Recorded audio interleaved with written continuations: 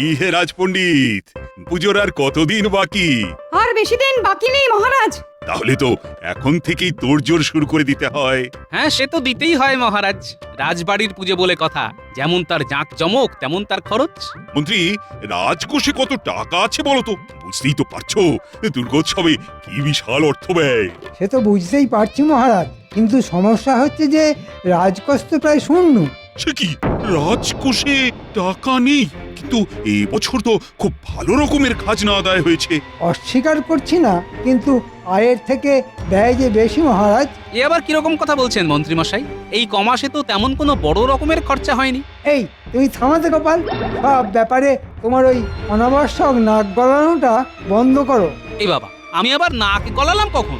আমি তো সত্যি কথাটাই বললাম। হ্যাঁ, গোপাল তো ঠিকই বলেছে। এই কমাসের মধ্যে তো তেমন কোনো বড় রকমের খরচা হয়নি। তাহলে রাজকোষ শূন্য হয়ে যায় কি করে? সব টাকা যে আমি পকেটে পুড়ে দিয়েছি। মানে আপনি কি আমায় সন্দেহ করছেন মহারাজ? দেখো মন্ত্রী, সন্দেহ বিশ্বাস কোনোটাই আমি করতে চাই না। আমি শুধু কালকের মধ্যে পুরো হিসেব দেখতে চাই। এই মরেছে, কালকের মধ্যেই আর দু একদিন সময় দিলে হয় না? না, হয় না। কালকের মধ্যেই এই রাজসভায় তোমায় পুরো হিসেব পেশ করতে হবে। আর এই নিয়ে কোনো টালবাহানা আমি শুনতে চাই না। মনে রাখবে, এটাই আমার আদেশ।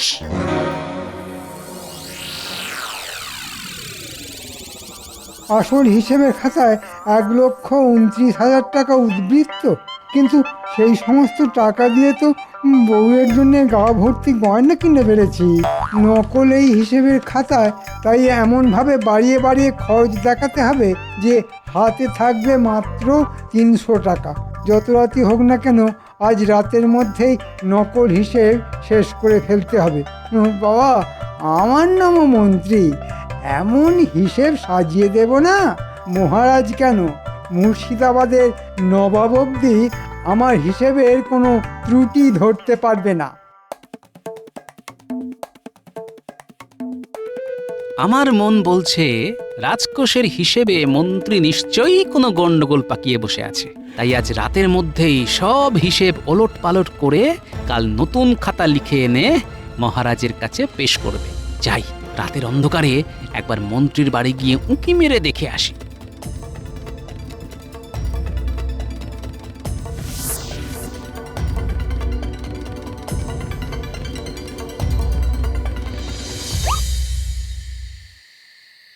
এই তোমার কি হলো বলো তো?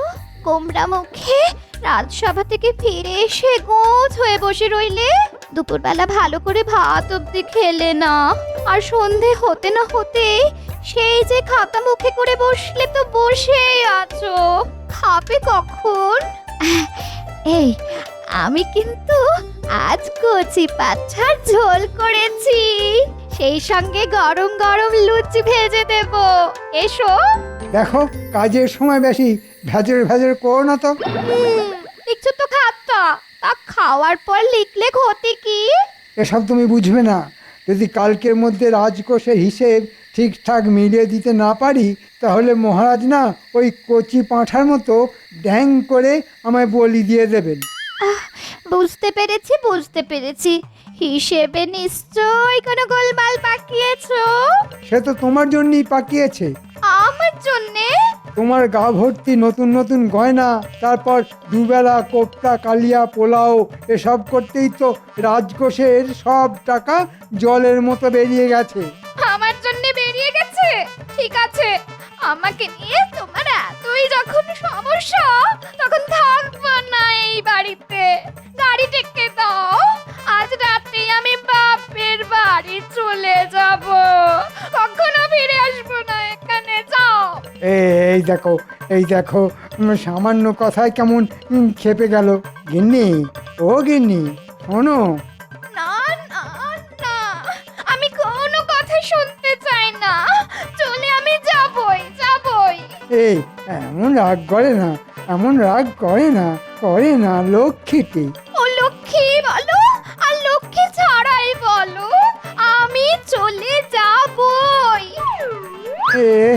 তুমি চলে গেলে আমায় রেঁধে বেড়ে খাওয়াবে কে? হ্যাঁ, এ কি খাতা কোথায় গেল? হ্যাঁ, আমার হিসেবের খাতা কে নিল? সে আমি কি করে বলবো? সব সব সব কিছু তোমার জন্যে। তোমার মনোরঞ্জন করতে গিয়েই আজ আমি ধনের প্রাণে মারা গেলাম। হায় হায় হায় হায়, কে নিল খাতা?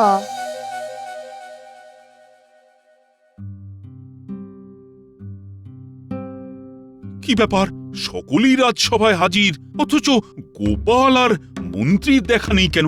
গোপালের চাল গদাই লস্করি, আর মন্ত্রী ভাবছে কি করি কি করি। ওই তো মন্ত্রী এসে গেছে। কিন্তু সাথে তো হিসেবের খাতা দেখছি না। মন্ত্রী, হিসেবের খাতা আনুনি? কি করে আনবো মহারাজ? কাল রাতে চোর এসে আমার ঘর থেকে হিসেবের খাতা চুরি করে পালিয়ে গেছে। সে কি, তোমার ঘরেও চোর? তাও আবার যে সে চুরি নয়, একেবারে হিসেবের খাতা। বলুন তো মহারাজ, কি দিনকাল পড়লো? হ্যাঁ, দিনকাল সত্যি খারাপ পড়েছে মন্ত্রী মশাই, না হলে আমাদের মহামান্য মন্ত্রী মশাইকে জাল হিসেবের খাতা তৈরি করতে হয়। মানে? এই দেখুন, আসল আর নকল খাতা। আসল খাতায় উদ্বৃত্ত রয়েছে 1,29,000 টাকা, আর মন্ত্রী মশাইয়ের তৈরি নকল হিসেবের খাতায় কিন্তু 1 টাকাও উদ্বৃত্ত নেই, উল্টে 10 টাকা ঘাটতি দেখানো হয়েছে। এসব মিথ্যে কথা মহারাজ। গোপাল আমাকে ফাঁসাতে চাইছে। তাই নাকি? কিন্তু হাতের লেখা তো আর মিথ্যে কথা বলতে পারে না। ভালো করে খাতা দেখে বলুন তো মহারাজ, নকল খাতার হাতের লেখা মন্ত্রী মশাইয়ের না আমার? হ্যাঁ হ্যাঁ হ্যাঁ, দুটো খাতার হাতের লেখাই তো মন্ত্রীর। মন্ত্রী, তুমি তুমি এত বড় জোচ্চোর! এতগুলো টাকা তুমি পেটে পুড়ে দিয়েছো।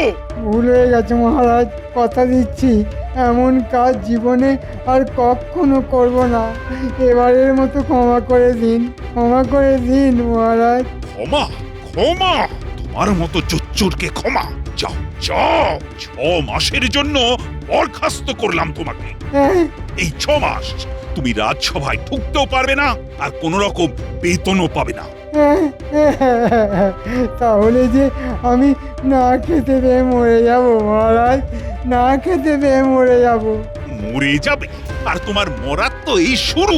আজ বিকেলের মধ্যেই তোমায় গুনে গুনে 1,29,000 টাকা শোধ করে দিয়ে যেতে হবে, না হলে তোমার ভিটে মাটি সবকিছু কেড়ে নেব আমি। হ্যাঁ,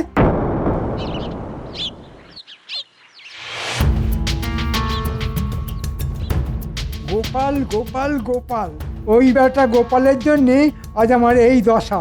আমিও ছাড়বো না, যেন তেন প্রকারেণ এই অপমানের প্রতিশোধ আমি নেবই নেব। কিচ্ছু করতে পারবে না, কিচ্ছু না। গোপালের যা বুদ্ধি, তাতে ওর কোনো ক্ষতি তুমি করতে পারবে না, এই বলে দিলাম। ছাড়ো তোমার গোপালের বুদ্ধি। আরে, প্রাণটা যদি না থাকে তাহলে বুদ্ধি আর থাকবে কোথায়? বাবারে বাবা, কি বলছো তুমি? প্রাণ থাকবে না মানে? এটা সময় এলেই বুঝতে পারবে। আরে আরে আরে আরে আরে, কোথায় যাচ্ছো? শোনো শোনো।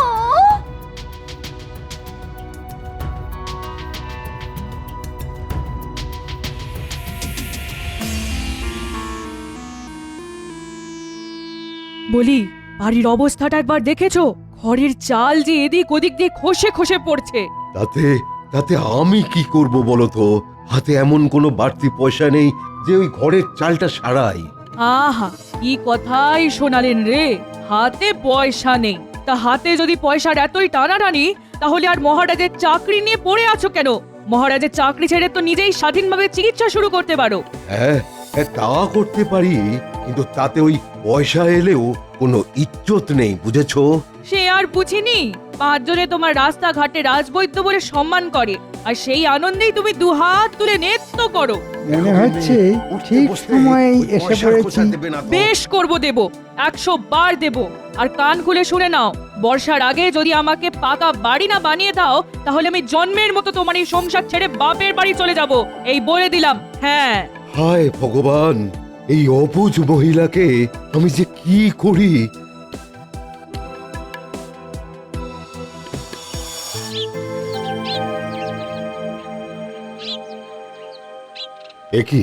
একি মন্ত্রীমশাই, আপনি আপনি এই সময় আমার বাড়িতে? একটু আড়ালে চলো, কথা আছে। আমি আড়াল থেকে তোমাদের কথা শুনেছি। শোনো, তোমার পাকা বাড়ির সমস্ত খরচ আমি দেব। আপনি দেবেন? কিন্তু কেন? দেখো, বিনা কারণে আমি কোনো কাজ করি না, তাই টাকা দেব একটা শর্তে। শর্ত? হ্যাঁ, শর্ত। তুমি যদি আমার কথা মতো কাজ করো তাহলে তোমার পাকা বাড়ি হতে আর কোনো বাধা থাকবে না। বলুন বলুন তাহলে আপনার শর্ত। না না না মন্ত্রীমশাই, না না না, এই আমার দ্বারা সম্ভব নয় মন্ত্রীমশাই। আমি বৈদ্য, জীবন দেওয়া আমার কাজ, জীবন নেওয়া নয়।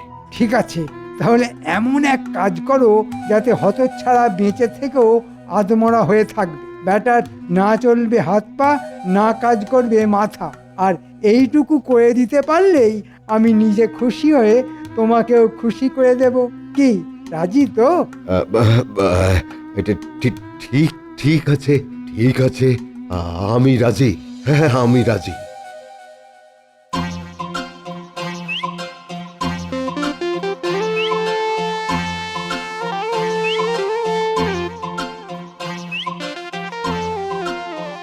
হে গোপাল, বাজার যাচ্ছ নাকি? হ্যাঁ, হাতে বাজারের থলি নিয়ে আপনার বাড়ি যখন যাচ্ছি না, তখন বাজার ছাড়া আর কোথায় যাব বলুন? দারুণ বলেছো কিন্তু। হ্যাঁ, তবে গোপাল, আজ দুপুরে যে তোমায় কষ্ট করে একবার ওই আমার বাড়িতে যেতে হবে। কেন? আসলে আমার গিন্নির বড় ইচ্ছে যে পঞ্চব্যঞ্জন রেঁধে তোমাকে খাওয়ায়। তাই নাকি? বাবা বাবা, খুব ভালো খবর তো। খেতে যে আমি খুব ভালোবাসি। ঠিক আছে, বৌঠানকে বলে দেবেন তার নিমন্ত্রণ রক্ষা করতে আমি অবশ্যই আসবো। এখন আসি তাহলে। হ্যাঁ হ্যাঁ হ্যাঁ, এসো এসো এসো। জানি না মন্ত্রীর কথায় নেচে কাজটা কতটা ঠিক করছি না ভুল করছি। গিন্নি, এই নাও বাজার। কি আনলে আজ বাজার থেকে? হ্যাঁ, ওই তো উচ্ছে, ঝিঙে, আলু, পটল, মূলো আর পাকা পোনা। ও মা গো, সূর্য আজ কোন দিকে উঠেছে গো? চুনো মাছের বদলে কিপটে বুড়ো আজ পাকা পোনা এনেছে। এনেছি কি আর এমনি এমনি? আজ দুপুরে রাজবৈদ্যর বাড়ি আমার নিমন্ত্রণ, তা সেখানে আমি কত ভালো ভালো খাবার খাবো। তাই ভালোবেসে তোমার জন্য পাকা পোনা এনেছি। বেশ জমিয়ে কালিয়া বানিয়ে খেও। হ্যাঁ হ্যাঁ গা, আমার জন্য তুমি এত ভাবো? হ্যাঁ, সে তো বিয়ের পর থেকেই ভাবি গিন্নি। শুধু দুঃখের কথা, আমার ভালোবাসা মাখানো সেই ভাবনা তুমি বুঝতে পারো না। মরণ।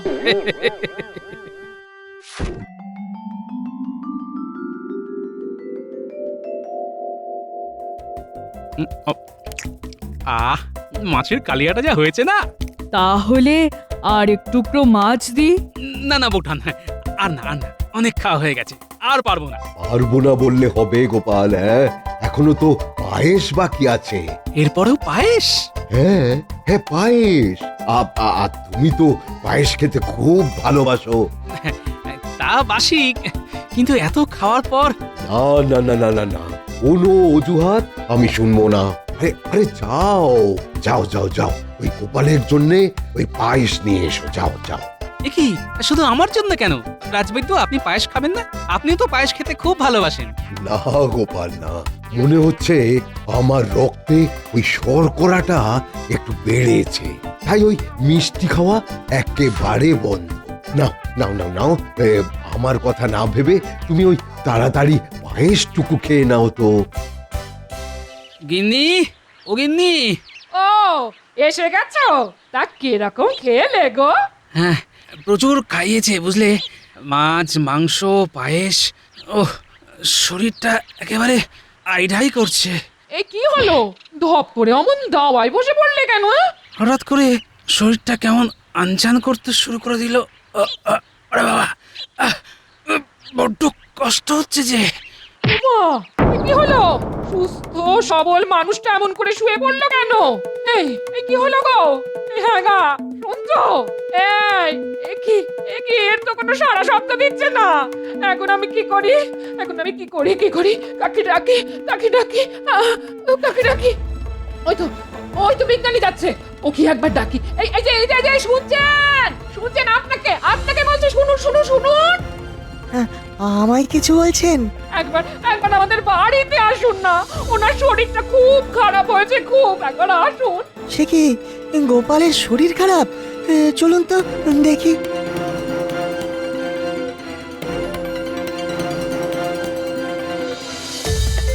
ওই দেখুন, এই মাত্র রাজবৈদ্যের বাড়ি নেমন্তন্ন খেয়ে এসে কেমন অচেতন হয়ে পড়েছে, একটু দেখুন না। মনে হচ্ছে খাওয়া থেকে এই বিপত্তি। বৌঠান, আপনি তাড়াতাড়ি এক গ্লাস তেঁতুল জল করে আনুন দেখি।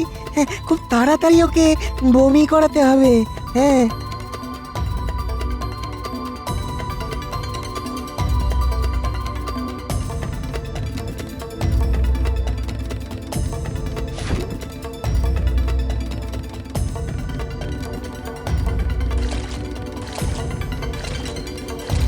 গোপাল, গোপাল চোখ খোলো, চোখ খোলো গোপাল।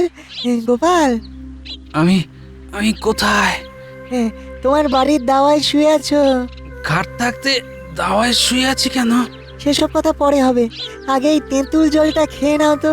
এই খানিকটা বমি হয়ে গেলে সুস্থ বোধ করবে। নাও নাও গোপাল, তেঁতুল জলটা খাও। হ্যাঁ, খাও।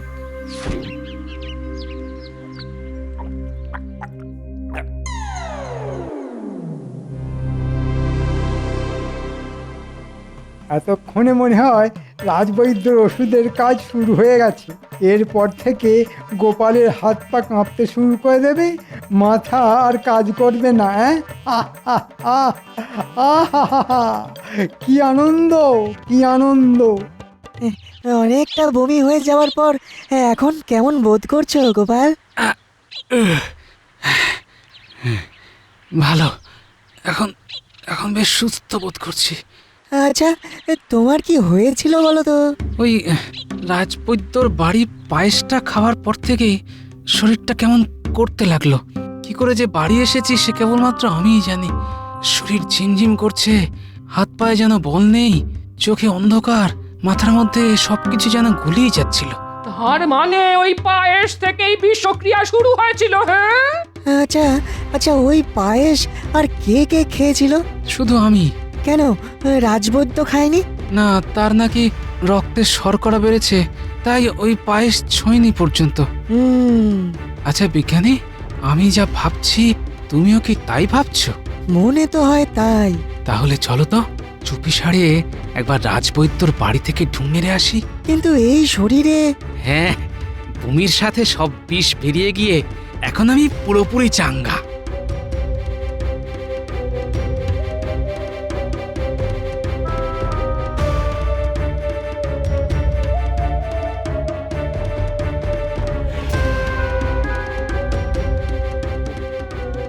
কি গো, কাজ তো করে দিয়েছো, এবার মন্ত্রী মশাই আমাদের পাকা বাড়ি বানাবার টাকা দেবেন তো?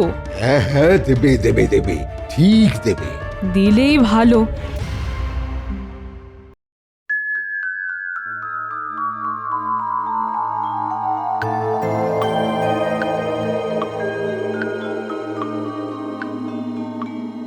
কি ব্যাপার, গোপাল আর বিজ্ঞানী এখনো রাজসভায় গরহাজির কেন?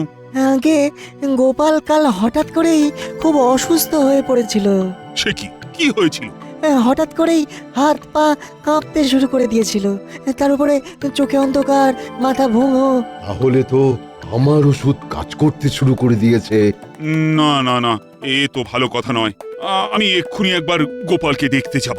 রাজবৈদ্য, তুমিও চলো আমার সঙ্গে, গোপালের চিকিৎসার প্রয়োজন। আমিও যাব গোপালকে দেখতে। আমরা সকলেই যাব।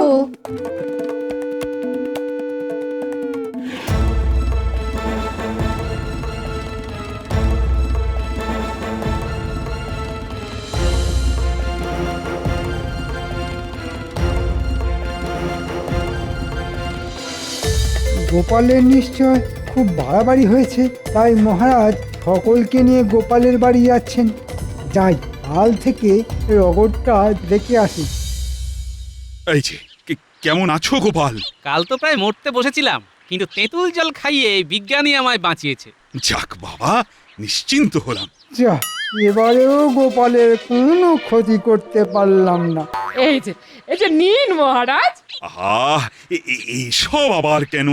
কাল আমার কত বড় একটা ফাঁড়া কাটলো বলুন তো, তাই আজ একটু মিষ্টি মুখ আপনাদের করতেই হবে। আমি তো মিষ্টি খাবো না, আমি আমার রক্তে যে ওই শর্করা। সে তো পায়েসে পাতলা রসে বানানো এইটুকু রসগোল্লা খেলে কিচ্ছু হবে না। নিন নিন, খান খান।